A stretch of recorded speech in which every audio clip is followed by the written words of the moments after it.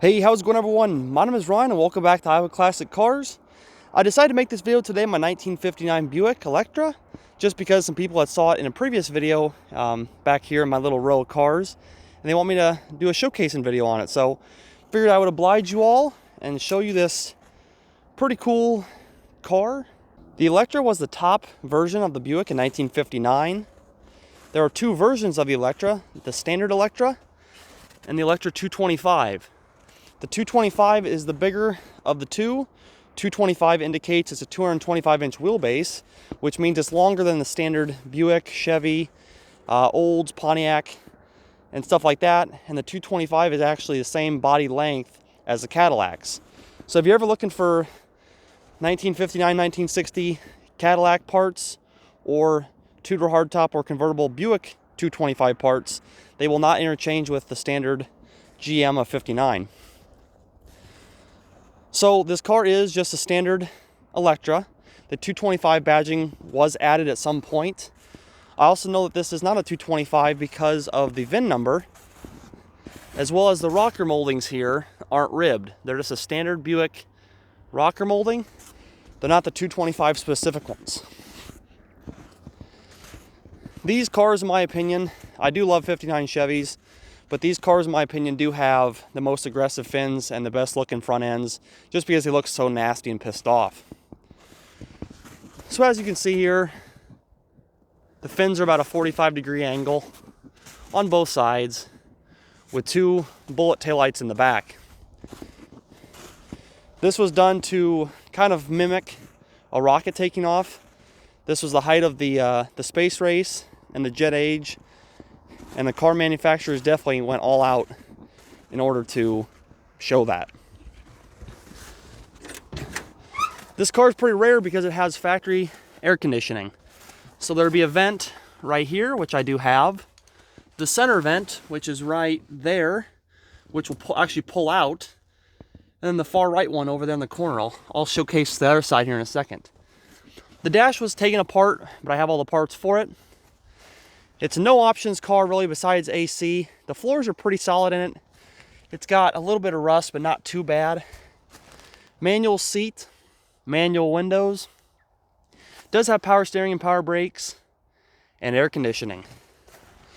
One cool thing about these Buicks, Olds and Cadillac of 59 is a lighter in the back of the front seat. That's fed with a single power wire there that goes to the fuse box. Kind of a neat option. Definitely not needed in this day and age, but back then it was kind of the standard.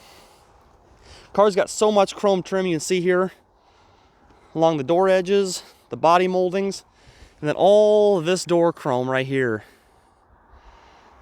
They just went all out in 59 to showcase these cars. So the motor is a 401 Buick Nailhead. It's a 4-barrel car. The hood I cannot actually open today because it only has one good hinge. So I actually can't hold it up and film at the same time. And I forgot to bring a stick to hold the hood up. But the motor is all there. All the air conditioning stuff is there. And the compressor, which is pretty hard to find. So it definitely is a worthy candidate of restoration.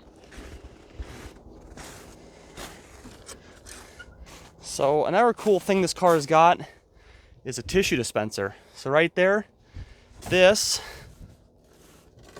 folds down. You put your tissues in there, pull a tissue out when you're driving, and keep on going. Here's the other side of the AC vent. It's kind of stuck right now, but these do move.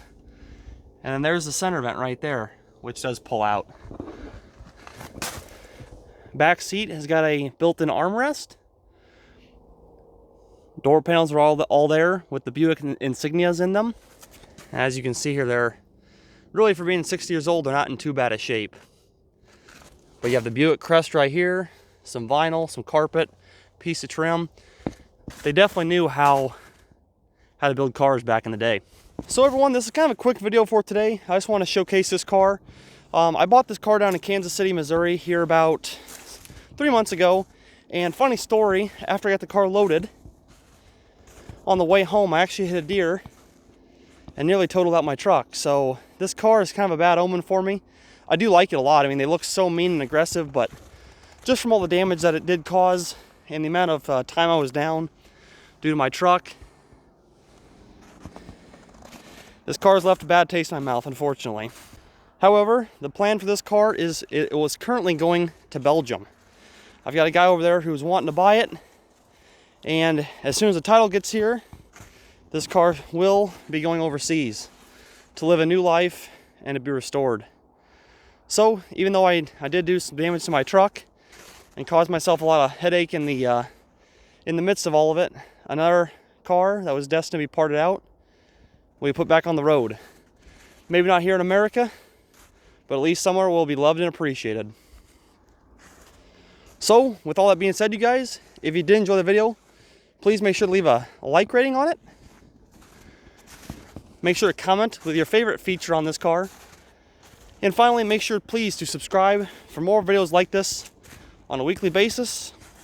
I'm going to be showing you guys my travels, all my cars, both past and present, getting them running, all that good stuff.